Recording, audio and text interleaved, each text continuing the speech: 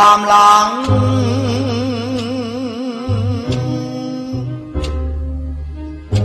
ทั้งรักทั้งชังทั้งหวานและขมขื่น16 ปี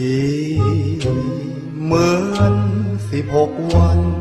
รักเอ๋ยช่างสั้นไม่ยั่งยืนมีหวานมีชื่นมีคืนมีคม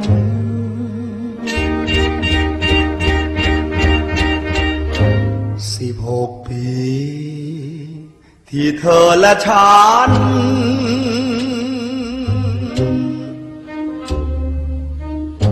ครองความรักกันสุขสันต์สุดเหลือคงอุตส่าห์ถนอมน้ำใจกันมาไม่เคยนึกว่าจะมาระทมกลายเป็นสวรรค์ลมอกตรมกลัดนอน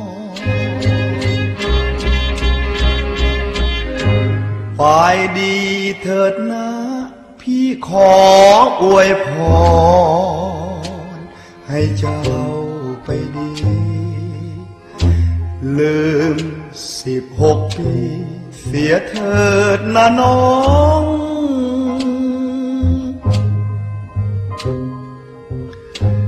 นึกว่าหลับฝัน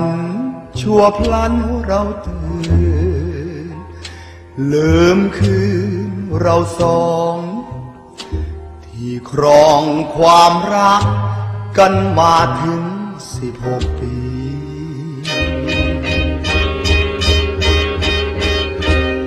16 ปีแห่งความฝัน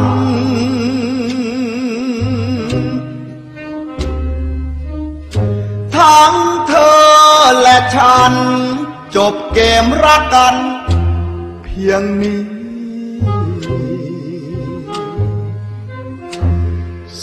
16 วันเหมือน16 เดือน16 เดือนเหมือน16 ปีพี่ตรมหรือดีเพราะพี่ขาดเธอ